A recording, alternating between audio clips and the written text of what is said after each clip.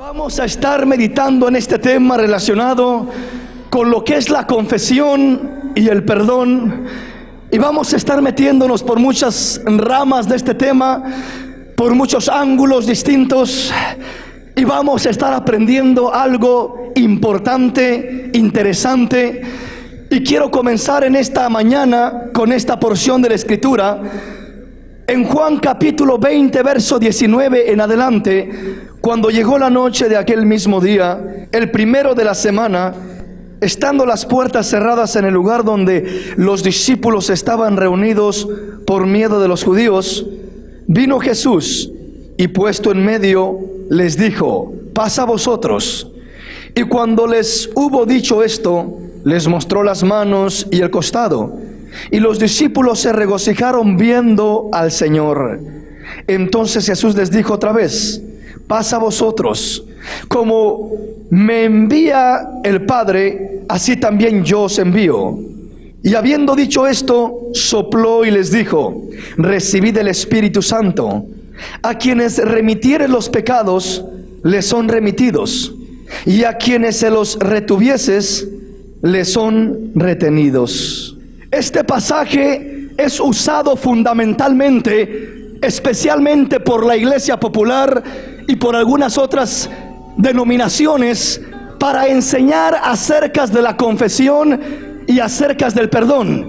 Y quiero decirle, si hay una doctrina fundamental que va relacionada con la confesión. Sí hay una doctrina fundamental que va relacionada con la confesión y que tiene mucho que ver con el fundamento de la palabra del Señor, e igualmente la doctrina del perdón. Y vamos a estar introduciéndonos más a fondo, descifrando las diferentes escrituras que muchas veces causan confusión o se utilizan para malinterpretarlas o mal aplicarlas. Y le repito, esta escritura que miramos aquí es uno de los fundamentos más sólidos de la Iglesia Popular para enseñar acerca de la confesión.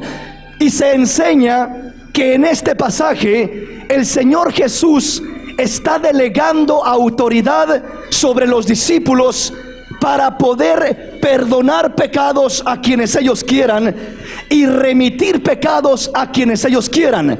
Por eso es que está la enseñanza de que cuando alguien en la Iglesia Popular ha pecado, va al sacerdote y se tiene que confesar delante de él, porque de esa manera, supuestamente confesándose delante de él, van a ser absueltos sus pecados. Porque después de que le termina de decir la lista de pecados, que realmente sabemos que la mayoría que estuvimos allí y que practicamos eso, los pecados más grandes y más negros siempre los dejábamos escondiditos. Íbamos y decíamos todo el montón que nos parecía bien, pero los más terribles siempre los dejábamos ahí escondiditos. Así es de que de una u otra manera ahí estábamos escondiéndonos y no siendo sinceros con el Señor. Y si es honesta la gente que practica ese tipo de confesión, va a darse cuenta que la mayoría de gente está encubriendo, está escondiendo la mayoría de los pecados más negros y más vergonzosos, y es lo que más le tiene atada y destruida a la vida del hombre y de la mujer. Pero esta escritura es una escritura fundamental, le repito, que utilizan para decir: aquí está escrito. Y aquí miramos que el Señor Jesús delegó una autoridad a sus discípulos, diciéndoles: vayan y prediquen este evangelio. Como el Padre me envió, yo los envío a ustedes. Vayan y prediquen este evangelio.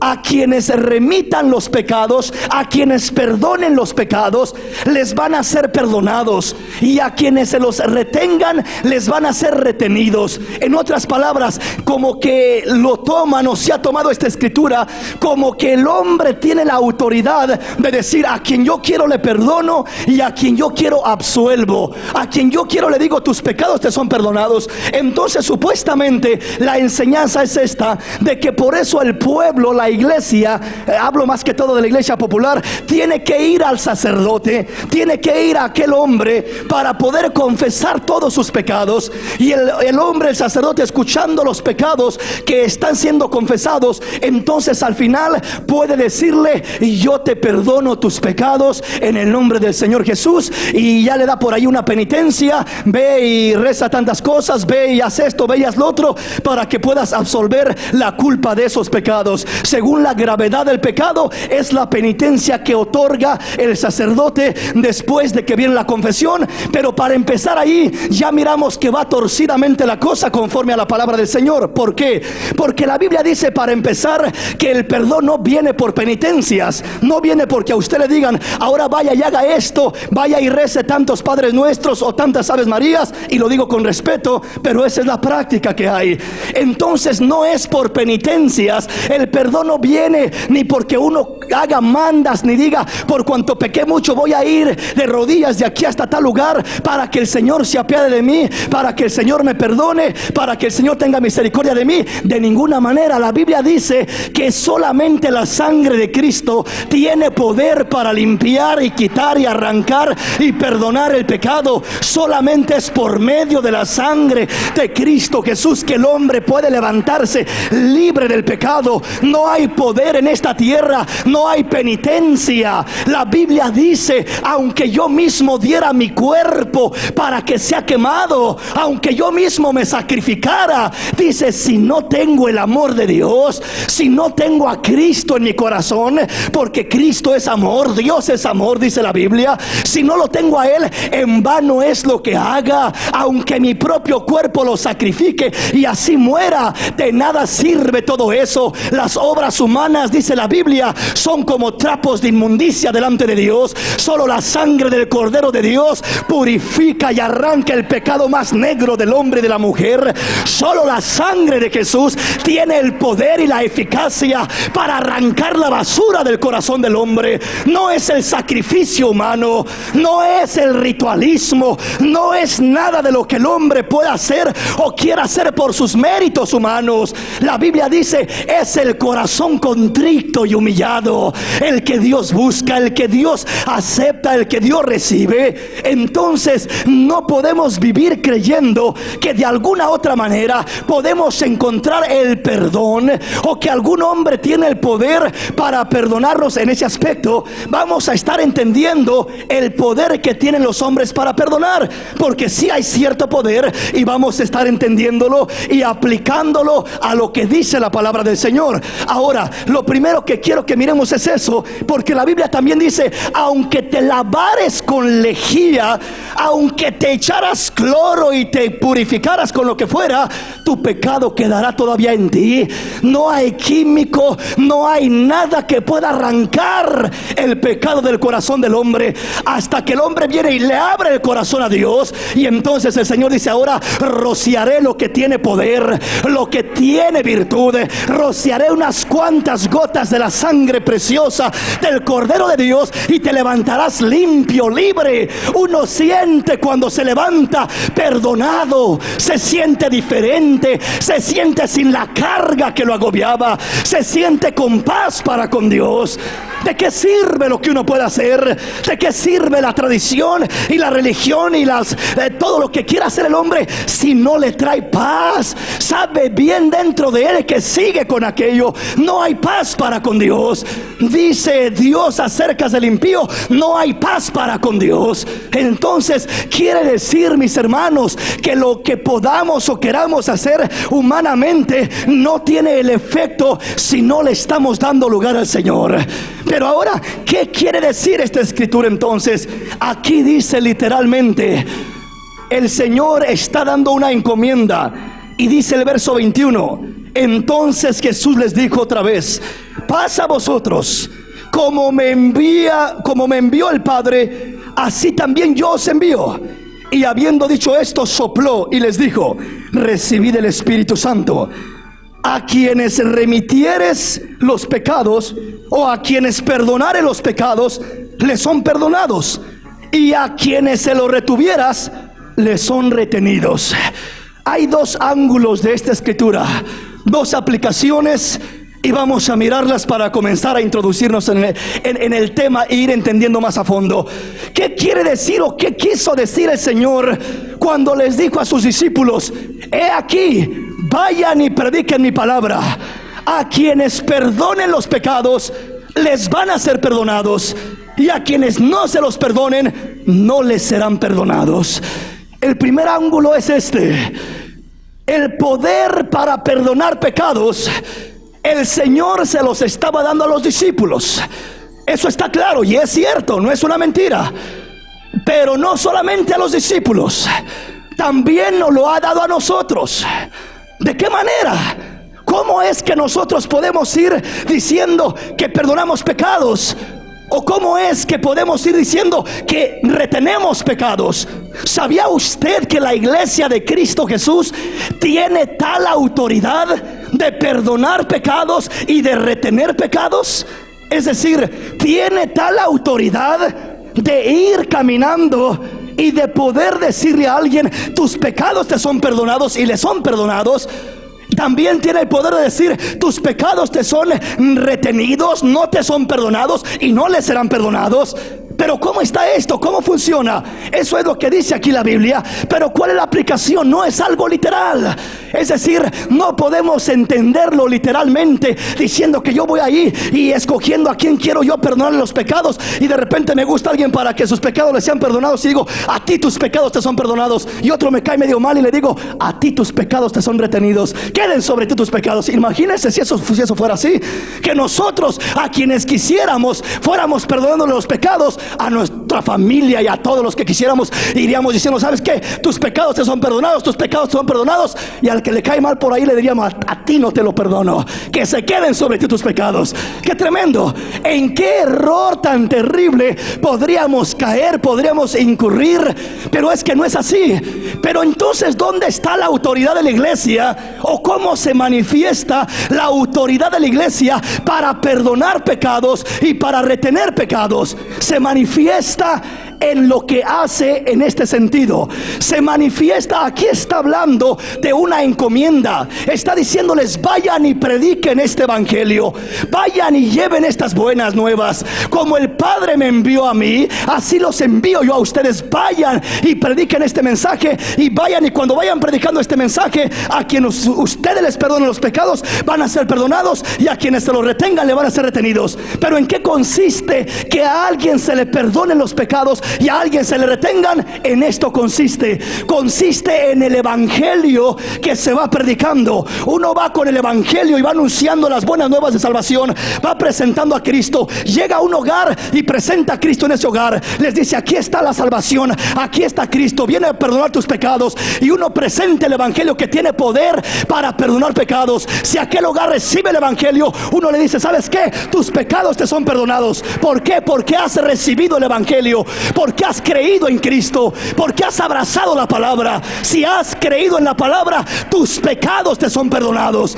Quiere decir que de esa manera es como se manifiesta el poder del perdón, el poder de la autoridad sobre la iglesia para perdonar pecados. El Señor dijo: si van a predicar el evangelio y llegan a una casa y hablan la palabra y presentan las buenas nuevas, y en esa casa les dicen: pasa, bienvenido, digan ahí: paz sea en este hogar, haya paz en este hogar, haya bendición, hay paz para con Dios. El saludo de Cristo: paz a vosotros. Aquí se queda la paz de Dios. ¿Por qué? Porque están haciendo amistad. Dios y el hombre, Dios y aquel hogar están entrando en un pacto, están entrando en armonía. Había enemistad por el pecado, pero llega Cristo, llega la palabra, y llega el evangelio, llegan las buenas nuevas a aquel hogar. Y porque reciben las buenas nuevas, entonces el evangelio es el que tiene poder para perdonar los pecados. Cuando se recibe la palabra transforma la vida, transforma el corazón, arranca la basura del corazón.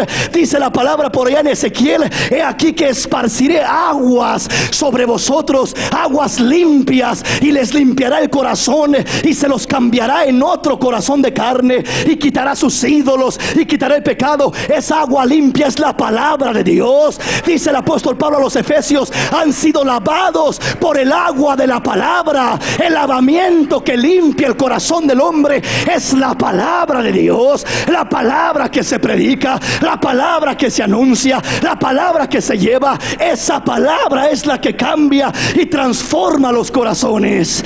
¿Estamos comprendiendo hasta ahí? Entonces acá dice: vayan y lleven este evangelio y anuncien estas buenas nuevas. A quienes perdonen los pecados, les serán perdonados. En otras palabras, si reciben la palabra, podrán decir: paz en este hogar, hay perdón para este hogar, hay perdón para esta alma. Pero si rechazan la palabra, dijo el Señor, sacúdanse el polvo de sus sandalias y su pecado será sobre su cabeza, su pecado permanecerá. Entonces no es el hombre el que decide, no es uno el que decide a quién perdonarle y a quién remitirle, es la misma persona la que decide. Si acepta el evangelio, usted nada más repite lo que dijo el Señor: tus pecados te son perdonados porque has creído, porque hay fe en tu corazón.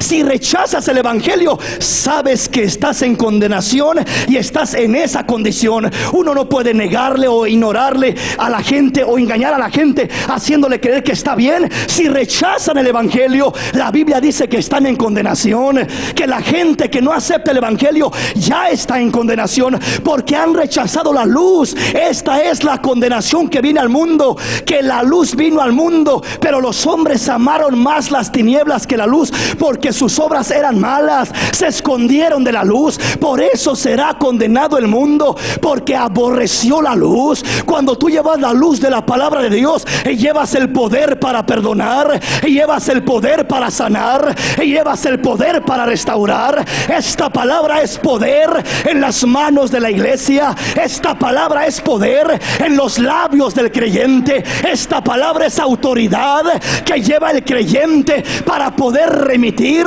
o retener por el poder de la palabra. Si aceptan la palabra, hay bendición. Si rechazan la palabra, hay condenación. Eso dice la Biblia. Ese es el fundamento. Entonces, el primer punto importante que hay que entender de la aplicación de esta escritura: a quienes remitieren los pecados, les son remitidos, y a quienes se los retuvieses, les son retenidos. El primer punto es este, de que está hablando de la encomienda de la iglesia a predicar el evangelio. Si aceptan el evangelio, reciben el perdón. Si rechazan el evangelio, permanece su pecado, se queda el pecado atado ahí. ¿Por qué? Porque rechazaron el único medio de salvación. Segundo punto: hay una delegación de autoridad espiritual que se está otorgando aquí igualmente. ¿En qué sentido? En que muchas veces Dios directamente opera a través de hombres y de mujeres con una palabra que va dirigida con bendición o con maldición. Le voy a poner algunos ejemplos. La Biblia habla de Ananías y Zafira. Cuando Ananías y Zafira llegaron a con Pedro con la venta de una heredad que vendieron, llegaron diciéndole: aquí está el dinero de la heredad que vendimos. Y Pedro les preguntó: ¿vendiste en tanto la heredad? Y dijeron: sí, cuando no era cierto. Habían sustraído parte de aquel precio. Y Pedro les dijo: ¿por qué has mentido al Espíritu Santo? No has mentido a los hombres, sino a Dios. ¿Por qué has mentido? Por tanto, la heredad siendo tuya no se te quedaba a ti, no era tuya.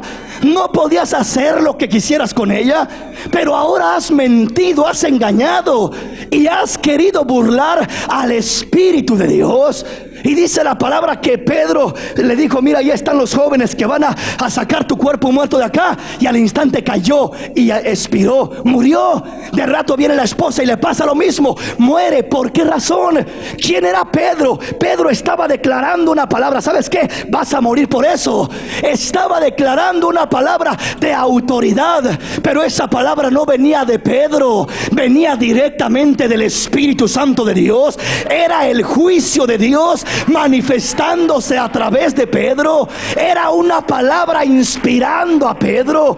No era Pedro el que estaba enjuiciando a aquella pareja, era Dios. Por eso Pedro dijo claramente: no has mentido a los hombres, has mentido mentido a Dios, no has mentido a ese que está ahí, le has mentido a Dios. Has querido engañar a Dios con eso que hiciste.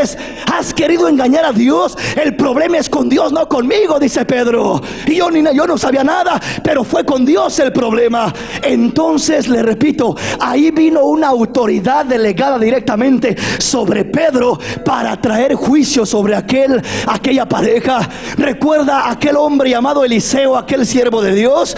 En una ocasión dice la palabra que iba caminando y de repente salió un montón de muchachos, como 40, 42, y dice que comenzaron a gritarle, burlándose de él: sube, calvo, sube. Y se burlaban de él. Y dice la palabra que él se volteó de regreso y los maldijo. Y maldiciéndolos, salieron dos osos por ahí de entre los árboles y devoraron a todos aquellos muchachos, los mataron, acabaron con ellos. Eliseo se volteó y los maldijo, pero no era una palabra de Eliseo. Es decir, no era que Eliseo estuviera lleno de coraje diciendo: ahorita me desquito, ahorita van a ver, ahorita me la pagan. No era Eliseo en la carne. No era Eliseo diciendo: esto les voy a hacer para que se les quite, voy a orar para que aparezcan dos osos. No, mis hermanos, Eliseo ni siquiera tuvo que orar. Vino la palabra de Dios y Dios fue el que movió a Eliseo, trayendo maldición sobre aquellos muchachos. Lo que Dios maldice, nadie lo puede bendecir, pero lo que Dios bendice, nadie lo puede maldecir. Por eso tenemos que tener cuidado de no meternos en problemas delante de Dios. De lo que hacemos, lo tenemos que hacer para Dios. No queramos muchas veces aparentar algo delante de los hombres, porque nos podemos meter en problemas directamente con Dios. Tenemos que tener cuidado, porque lo que hacemos nos puede traer bendición o maldición, nos puede traer juicio. Pero cuando el hombre por su propia cuenta quiere dar maldición o quiere dar bendición, el hombre no puede dar nada. El hombre no puede ni bendecir ni maldecir por su propia cuenta. El único que puede es el Dios de los cielos, y lo hace a través de hombres, usándolos como conductos en momentos específicos, en momentos indicados. Lo hace con propósitos especiales. Dele ese aplauso al Señor. Dele ese aplauso al Señor.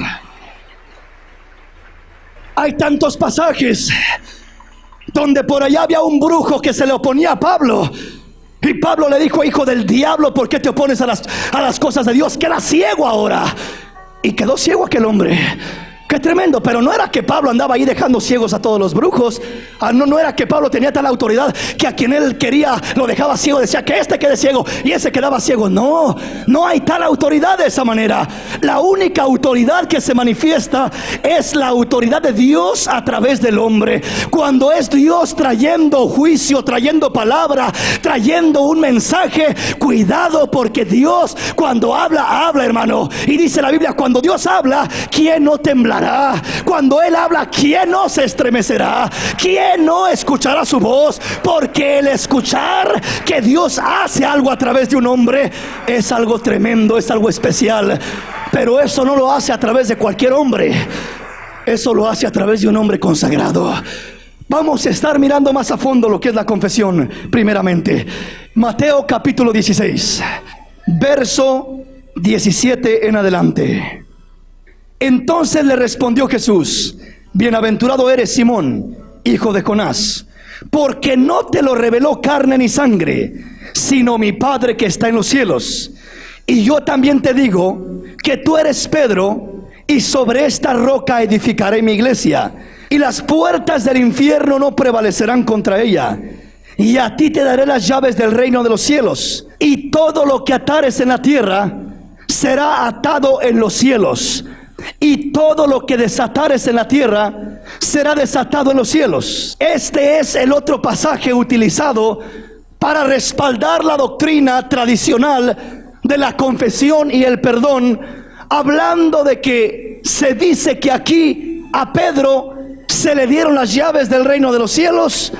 Y no solamente eso, sino que se dice que aquí a Pedro se le dio la autoridad para perdonar pecados, cuando dice: todo lo que atares en la tierra, yo lo ataré en el cielo.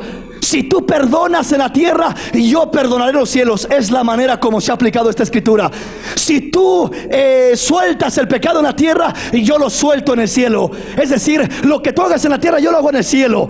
Esa es la manera como se ha aplicado. Por eso tanto tiempo en la historia la gente iba buscando indulgencias de los sacerdotes, de los papas, y eso está registrado en toda la historia, buscando comprar el perdón. ¿Por qué razón? Porque se creía y se tomaba de que supuestamente Pedro es el primer papa que hubo, y a él se le dio esta autoridad, y de allá todos los demás que vienen en su línea. Y supuestamente se habla de que como aquí se le dice esto a Pedro, entonces si alguien cometía un pecado, tenía una falta, iba al sacerdote o iba al representante espiritual y compraba una indulgencia, un perdón por cierta cantidad de dinero, y ya como le decían, tu pecado es perdonado. Supuestamente como aquí dice, lo que tú ates en la tierra, yo lo ato en el cielo. Lo que tú desates en la tierra, yo lo desato en el cielo. Se cree y se enseña y se dice que por eso es que los líderes religiosos de la religión popular tienen el poder para absolver, y cuando dicen que perdonan un pecado, queda perdonado, porque dicen, aquí lo soltamos y Dios lo suelta. Es decir, si ellos no lo han perdonado aquí en la tierra, tampoco Dios lo perdonará allá en el cielo. Eso dicen ellos, pero la Biblia muestra lo contrario. Ellos se están poniendo como mediadores entre Dios y los hombres. Si ellos dicen que sí, será un sí. Si ellos dicen que no, será un no. Pero la Biblia dice que solamente hay un mediador entre Dios y los hombres. Es Jesucristo hombre. No es el sacerdote hombre, ni el predicador hombre, ni el pastor hombre. Es Jesucristo hombre. Él es el mediador. Él es el que medía entre el hombre y Dios, y es a quien tiene que ir el hombre. La Biblia dice que tenemos un gran sumo sacerdote que traspasó los cielos, a Jesús el Hijo de Dios. Ya no vamos a un sacerdote normal, vamos al gran sumo sacerdote. ¿Para qué quiero? ¿Para qué necesito un hombre que está igual de necesitado que yo para que absuelva mis faltas, si no puede ni interceder por él mismo, cuanto menos por mí? Pero hay uno que fue limpio y perfecto. Hay uno que venció el pecado. Hay uno que intercede de día y de noche. Hay uno que venció y está sentado en el poder de Dios. Hay uno que roció su sangre, y ya no en la tierra, sino en el mismo cielo, para redención del pecado de la humanidad. Entonces tenemos al gran sumo sacerdote que traspasó los cielos, a Jesús el Hijo de Dios. Pero este pasaje se utiliza de esa manera. Alguien preguntará, entonces, ¿cuál es la aplicación? Aquí dice, y a ti te daré las llaves del reino de los cielos. Las llaves habla de revelación, de conocimiento. A Pedro se le había revelado el evangelio, se le había revelado quién era Jesús. Preguntaba el Señor y decía, ¿quiénes dicen los hombres que soy yo? Unos decían, uno Elías, otro Jeremías o alguno de los profetas. Pedro se levanta y dice, tú eres el Cristo, el Hijo del Dios viviente. Y le dice el Señor, bienaventurado eres, Pedro, has tenido revelación de lo alto. Lo que has dicho no te lo dijo hombre humano, ni carne ni sangre, sino mi Padre que está en los cielos. Cuando recibe las llaves, es recibir la revelación de quién es Jesús, para entrar a la presencia de Dios por medio de Jesús, de saber que Él es el mediador, que Él es el Hijo de Dios, que Él es el Mesías. Es que te metes a su presencia. La puerta es Jesús, pero la puerta sin llave no se abre. En otras palabras, cada hombre y cada mujer necesita las llaves para entrar por la puerta, para entrar al reino de los cielos. Necesita conocer a Jesús, saber quién es Él, tener un encuentro. Y cuando tienes ese encuentro, tú dices, ya no me cuentan quién es Él, lo conozco y me meto a su presencia. Aunque el hombre se oponga, aunque el hombre me quiera privar, aunque el hombre me detenga, y yo me meto en la presencia de Dios,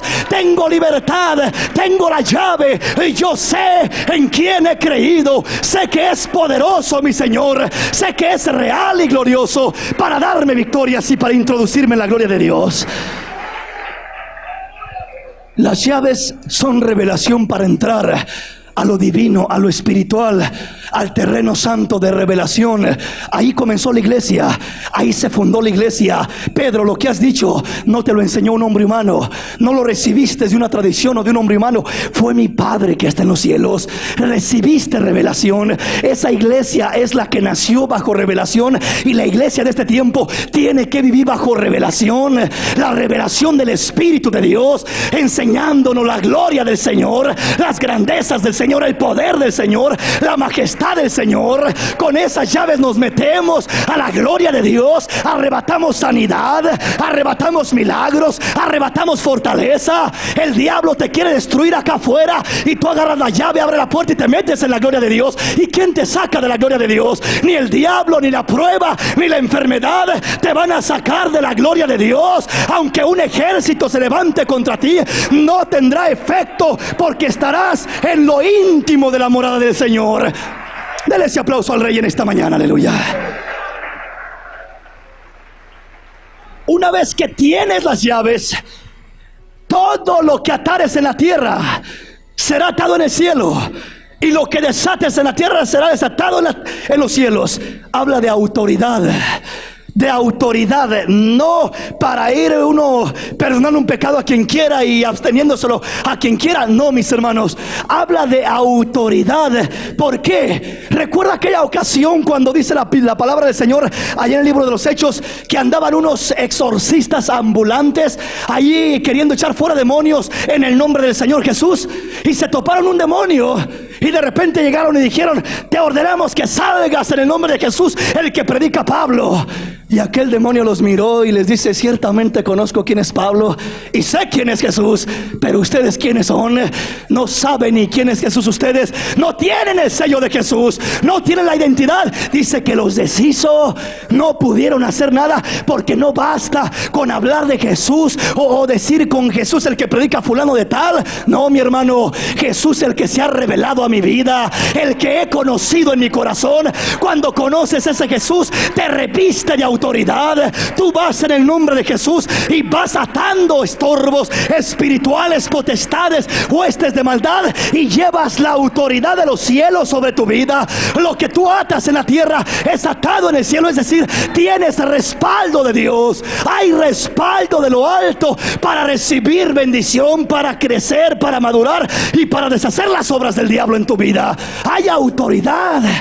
Entonces no está hablando de algo literal, sino de un respaldo espiritual que viene en la revelación, en la manifestación del poder de Dios sobre tu vida. Cuando te introduces en la presencia de Dios, en la gloria de Dios, ahí comienzas a descubrir cosas, a deleitarte, a gozarte, y ahí comienza el Señor a investirte de autoridad.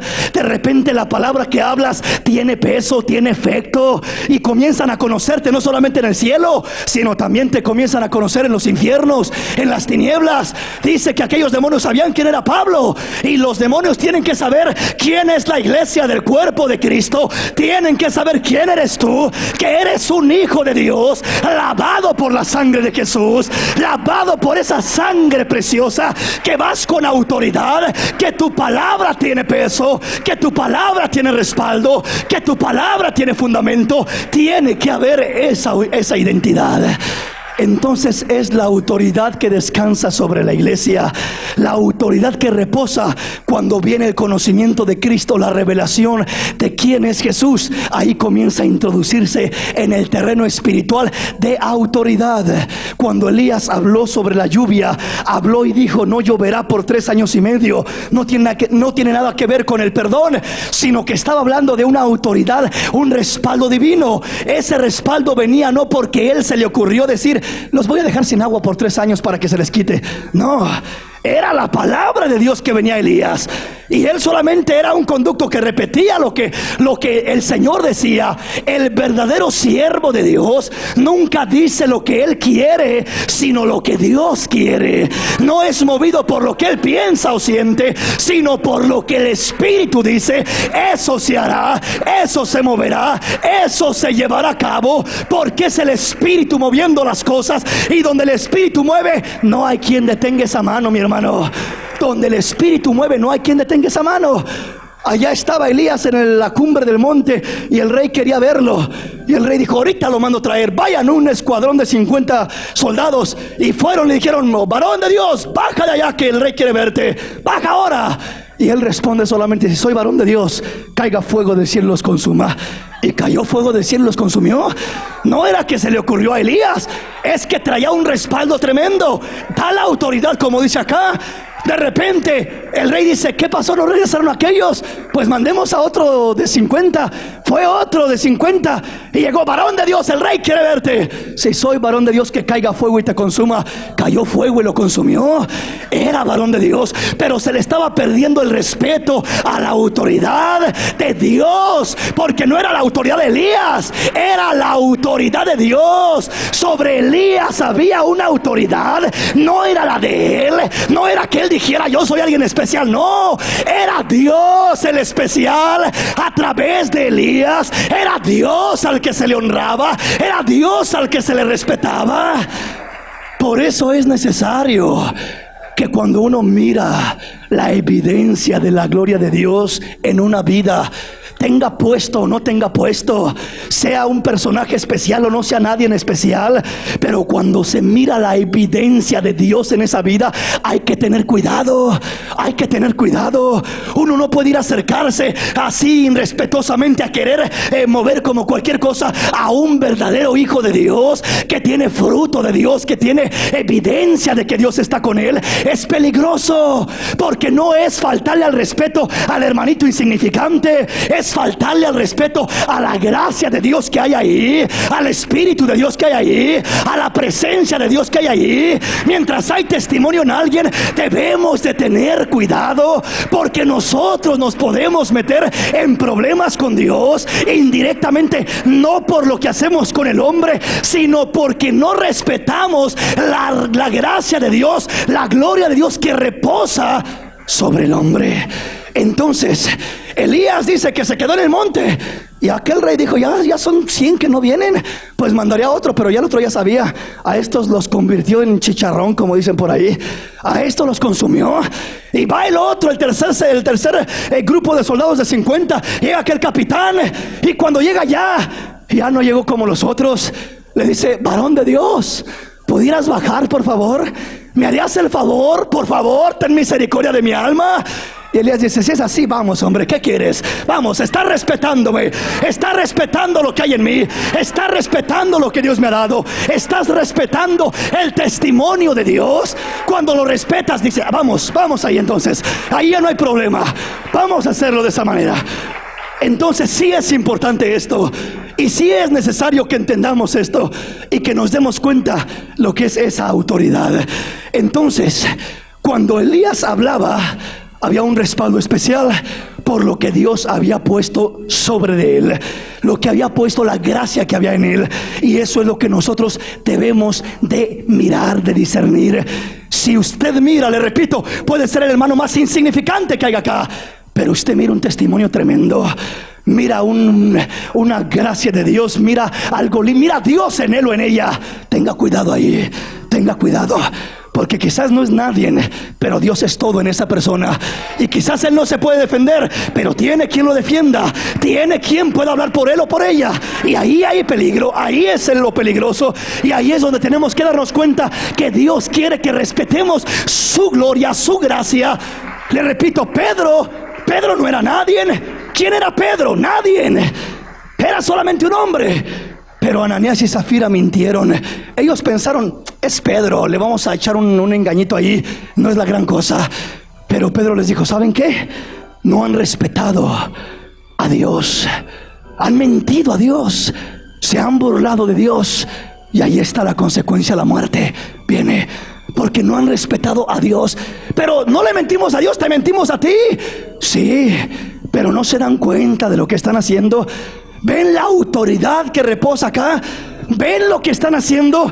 Están faltando al respeto de la autoridad o del reposo de la gracia de Dios, de la cobertura, de esa cobertura de la que habla acá.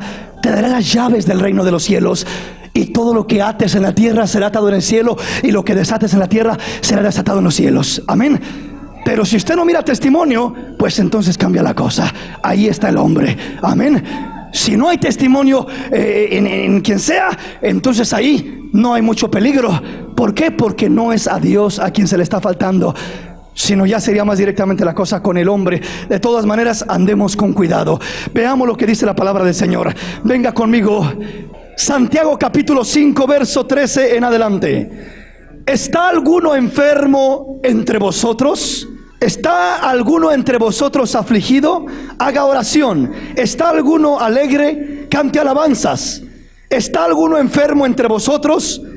Llame a los ancianos de la iglesia y oren por él, ungiéndole con aceite en el nombre del Señor.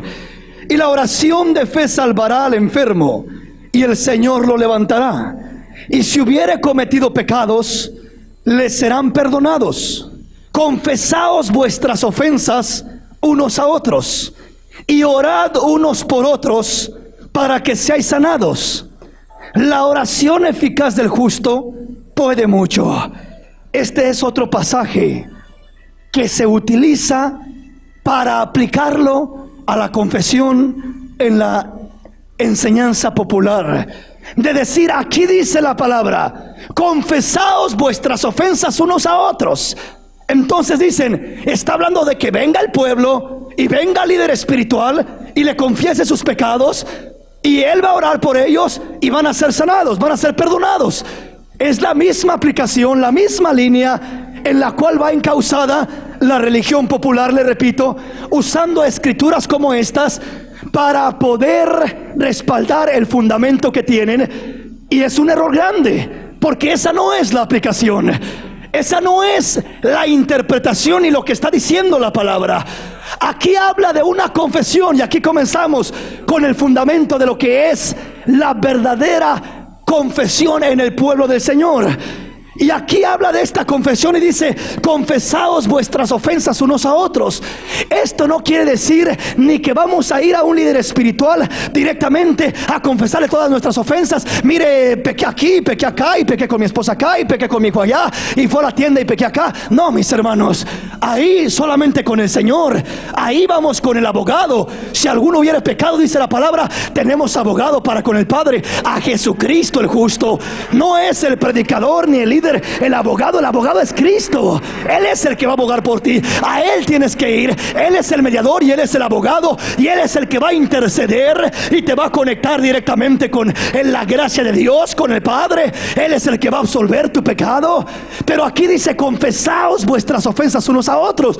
Tampoco quiere decir que vamos a andar entre el pueblo, yo mirando al hermano y diciéndole, hermano, mire, yo hice esto y esto y esto y esto. La Biblia me dice que confiese mi pecado, aquí vengo a confesárselo. Y ahí todos confesándonos los pecados. Olvídese una criticadera que sería, oye, oíste, si el hermano hizo esto y la hermana hizo esto, y te diste cuenta de aquello. Si de por sí con lo poquito que nos damos cuenta le damos una revolución en toda la congregación, ahora si vinieran a abrirse más a decir lo que hizo cada quien, sería algo terrible, mi hermano. Solamente habría crítica, murmuración, cosas que Dios no quiere, ni son el fundamento de la palabra de Dios. Pero entonces, ¿qué significa? Significa esto. Aquí entra el principio de la verdadera confesión. El Señor dijo en una ocasión, si vas al altar a presentar tu ofrenda y estando en el altar te acuerdas no que tú tienes algo con tu hermano, sino que tu hermano tiene algo contigo, dice, deja tu ofrenda en el altar y ve y ponte a cuentas con tu hermano, y después ven y presenta tu ofrenda, porque no aceptaré tu ofrenda si no te has puesto a cuentas con tu hermano. De nada sirve que se confiese con el sacerdote o con el ministro, con el pastor. De nada sirve que se confiese con quien usted quiera. No es con los hombres ahí, hablando de hombres literales como del líder espiritual, sino que ahí es directamente al ofendido. ¿De qué me sirve a mí ir al líder espiritual y decirle, hermano, ¿sabe qué? Yo pequé, le critiqué a aquella hermana y a aquel hermano lo insulté y a aquel le dije tantas cosas, perdóneme, hermano. ¿Él que me va a perdonar si a él no lo critiqué, si a él no lo juzgué, si a él no lo maltraté? Tengo que ir a confesarle mi pecado a aquel a quien le cometí el pecado. Si el pecado se lo cometí a mi hermano, tengo que ir con mi hermano. No puedo ir a ponerme a cuentas ni siquiera con Dios cuando no me he puesto a cuentas con mi hermano. Ahí entra la confesión con los hombres. Cuando tú tú pecas contra un hombre, cuando pecas contra tu hermano, no te quieras poner a cuentas ni allá en la iglesia, ni con el pastor, ni con otra persona. Ponte a cuentas con el que ofendiste y después ven y dile: Señor, ya me puse a cuentas ahí, ahora estoy aquí, Señor, para que tú me perdones, para que tú me limpies, para que tú me ayudes, para que tú me sanes, Señor. Confesaos vuestras ofensas unos a otros, orad unos por otros para que seáis sanados. En otras palabras, mira a quien insultaste. El principio de la confesión real, porque mientras tú no pidas perdón a quien ofendiste, no puedes ser libre, ni te vas a sentir libre de la ofensa que hiciste. Aunque vayas y le pidas perdón al pastor, el pastor te va a decir: ¿a mí qué me dice? Pues vaya y dígale a él. Yo no lo puedo perdonar por algo que no me hizo a mí. Y Dios va a decir: bueno, ponte a cuentas primero con tu hermano y luego ven y ponte a cuentas conmigo. Entonces, si no nos ponemos a cuentas, mis hermanos, todo lo que estemos haciendo lo vamos a estar estropeando. Vamos a estar sembrando y pisoteando lo que sembramos. Con lo que hacemos con las manos, lo vamos a estar destruyendo con los pies. Vamos a fatigarnos queriendo hacer tantas cosas, y esa es una cosa importantísima. Dice: orad unos por otros para que seáis sanados. Confesaos vuestras ofensas, vuestros pecados unos a otros. Mientras no nos confesemos unos con otros, hablando de los que ofendemos, de los que nos ofendemos unos a otros. Si usted ofendió al hermano o el hermano le ofendió a usted, hay que ponerse a cuentas ahí, porque mientras no se pone a cuentas, no va a tener libertad, mi hermano. Podrá aparentar que tiene libertad, podrá acercarse a Dios y presentar 1000 ofrendas, pero Dios dice: estoy mirando que estás mal, estoy mirando que no estás a cuentas. Ve, deja tu ofrenda y ve y ponte a cuentas, y entonces ven y estaremos a cuentas tú y yo. Y ora uno por otro, ora tú por él y que él ore por ti, y van a mirar mi gloria. Y Satanás va a ser avergonzado, porque Satanás es el que quería meter cizaña, el que quería meter discordia, el que quería meter pleito, pero que el Señor lo reprenda en esta mañana, y el pueblo del Señor se levante en perdón y en confesión internamente en las ofensas que han sucedido. ¿Estamos comprendiendo, mis hermanos? Entonces dice el apóstol: confesaos vuestras ofensas unos a otros y orad unos por otros para que seáis sanados. La oración eficaz del justo puede mucho. En otras palabras, no le demos lugar al diablo, hermanos. No le demos lugar al diablo.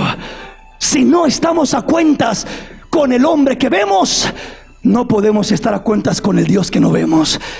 Si no podemos, mi hermano, perdonar al hombre que vemos, dice, tampoco el Dios que no vemos nos perdonará. Lo repetimos en la oración modelo, es fundamental. Perdona nuestras ofensas, como también nosotros perdonamos a los que nos ofenden. En otras palabras, si yo no perdono al que me ofende, entonces es como decirle a Dios: tampoco me perdones tú a mí, Señor. Porque esa es la oración que se hace ahí. Perdónanos como nosotros perdonamos. Pero hijo, si tú no perdonas, me estás diciendo que te perdone como tú perdonas, pero tú no has perdonado. Tu corazón está lleno de amargura, está lleno de desaveniencia, está lleno de odio y de resentimiento y de pleito, y quieres que yo te perdone. ¿Cómo te perdono si tú no has perdonado? Ese cáncer te está carcomiendo.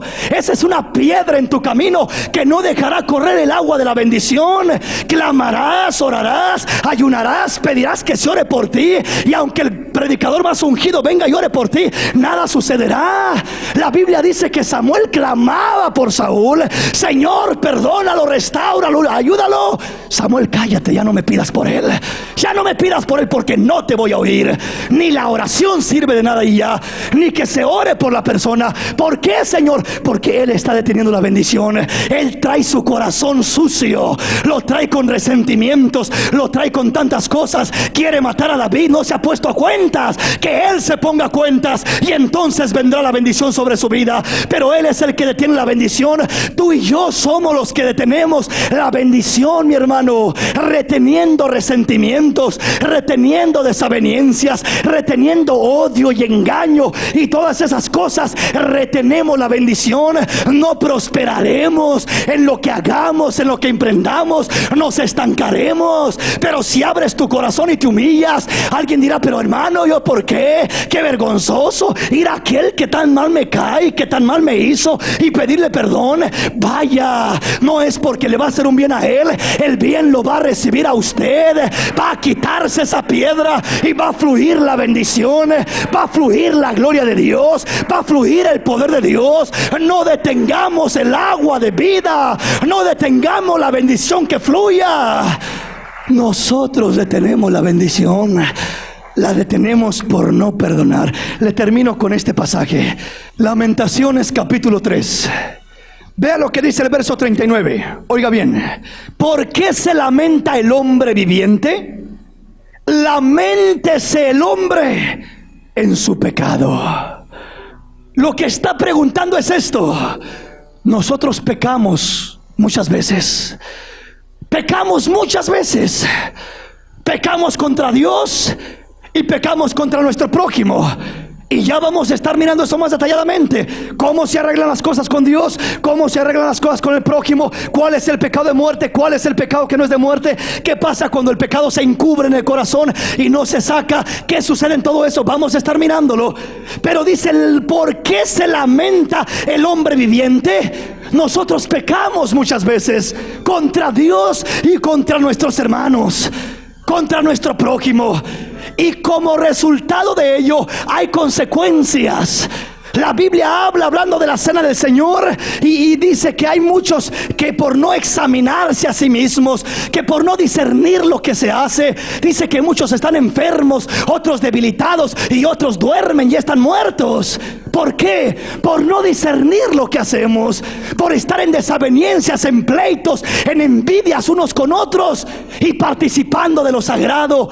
No solamente del ritualismo de la cena del Señor, sino de la palabra de Dios que día con día se nos habla, de la palabra que se nos grita, que se nos predica, de la bendición que recibimos día con día. Participamos de ello y no discernimos. Estamos aún en ese pleito, en esos problemas. Y dice el Señor: ¿por qué se lamenta el hombre viviente? Ay, nos lamentamos porque nos llegó esto, por la enfermedad, por la economía, por los problemas en el hogar. Y estamos: Señor, y mira a mis hijos, y mira el problema aquí, mira el problema allá. Nos lamentamos por los problemas, y dice el Señor: ¿saben qué? Vienen muy seguido a mí lamentándose. Vienen muy seguido a mí pidiéndome: Señor, mira esto, y mira aquí, mira allá, y mira allá. Y dice el Señor: ¿por qué te lamentas si muchas veces no te pones a escudriñar tu camino, que es consecuencia del pecado, que es consecuencia de la desobediencia, que es consecuencia de lo que estás haciendo? Y dice el Señor: ¿por qué se lamenta el hombre viviente? Laméntese por algo, laméntese por su pecado. Que no se esté lamentando por lo que le está viniendo, que lo que le está viniendo le abra los ojos y lo haga lamentarse, pero que no se lamente diciendo: Señor, mira qué tremendo, mira qué consecuencias. Dele gracias a Dios por aquello, pero laméntese por el pecado. Laméntese diciendo: Señor, me doy cuenta del terrible pecado. Señor, gracias por esta disciplina, gracias por lo que estoy pasando, gracias a esto despierto. Señor, que no estoy a cuentas aquí y allá y allá y allá, pero gracias, Señor. Me quiero lamentar porque he pecado, porque te he fallado. Quiero arrepentirme, en otras palabras. No quiero estar lamentándome, quejándome de una y de otra cosa, sino que quiero lamentarme por fallarte, por pecar contra ti. Cuando a mí me llega algo, trato de decirle al Señor: Señor, enséñame dónde está el problema. Enséñame, Señor, te he fallado tantas veces y en tantas áreas, pero enséñame por qué causa, para corregirme, para acomodarme, para restaurar esa área de mi vida. Quiero lamentarme de dolor, de arrepentimiento por haberte ofendido. No quiero lamentarme porque me está viniendo una consecuencia. Quiero tomar la consecuencia como una bendición que me despierta y lamentarme por el pecado que cometí, por el error que cometí, por aquello que tengo de problema contra mi hermano, contra mi hermana y no lo he arreglado. Quiero lamentarme por eso y acomodarme con el Señor. Por eso la pregunta de Dios es: ¿por qué se lamenta el hombre viviente? Se la pasa la vida lamentándose y no sabe ni por qué. No se da cuenta que es por el pecado. No se tiene que lamentar por lo que está pasando. Se tiene que lamentar en arrepentimiento por la desobediencia, el pecado y la ofensa que se ha cometido a Dios, y venir y confesarla delante de Dios si pecó contra Él, y delante de los hombres si pecó contra los hombres. Aquí me detengo, póngase de pie. Ya continuaremos con este tema. Vamos a hablar con el Señor en esta noche. Vamos a hablar con el Señor en esta mañana, pidiéndole al Señor que Él se glorifique, pidiéndole al Señor que Él nos ministre, que Él nos hable al corazón, que no nos lamentemos por las cosas que nos vienen. Hay muchas cosas que nos vienen, mi hermano, mi hermana. No te lamentes por lo que te viene, lamentate por la causa de lo que te viene. Si hay malas cosas que nos vienen, muchas veces es porque no hemos caminado como el Señor quiere, porque no hemos obrado como el Señor quiere, porque no estamos viviendo como el Señor quiere. Y el Señor viene a despertarnos, a disciplinarnos. Y dice el Señor: ¿por qué te lamentas? ¿Por qué se lamenta el hombre viviente? ¿Cuál es tu queja? ¿Cuál es tu problema? ¿Qué es lo que le dices a Dios? Señor, mira esto, mira lo otro. ¿Por qué aquí? ¿Por qué acá? El Señor dice: ya no preguntes por qué. Ya no digas: Señor, quítame esto y quítame aquello. Antes bien, lamentate por haber pecado. Lamentate por la desobediencia. Cae de rodillas delante de Él y dile: Señor, quizás es porque te he fallado, quizás es por mis faltas que viene esto y esto otro. Quizás es, Señor, por las diferentes situaciones que he cometido, que he hecho. Pero ayúdame, Señor, que a través de esto que viene yo aprenda, que a través de esto que viene yo sea restaurado y bendecido, Dios sea fortalecido. Dios quiere a un pueblo sano, Dios quiere a un pueblo sano. Y el pecado obstruye el camino, obstruye nuestro caminar, nuestra comunión con Dios, nuestro respaldo y nuestra bendición de Dios. Pero dice la palabra que cuando nosotros nos acercamos a Dios, Dios es fiel y justo. Hay un gran sumo sacerdote que está delante de Dios para abogar por ti, un abogado para con el Padre, Jesucristo el justo. Él quiere cambiar nuestra vida, Él quiere limpiarnos, Él quiere dirigirnos en el buen camino, Él quiere orientar nuestro caminar, Él quiere hacer una obra maravillosa en cada corazón. Hermano, hermana que estás en este lugar, ¿cómo está nuestra vida delante de Dios y delante de nuestro prójimo? ¿Cómo estamos delante de nuestros hermanos? ¿Cómo está nuestro caminar? ¿Vamos vamos caminando libremente o vamos caminando con el camino obstruido? ¿Vamos caminando con libertad espiritual o vamos caminando estorbados por todo aquello que viene contra nosotros? Por no quitar esas piedras, por no ponernos a cuentas. Hay muchos enfermos, otros debilitados, y muchos duermen. Muchos se han perdido por no quitar esos estorbos del camino. Dios quiere quitar esos estorbos.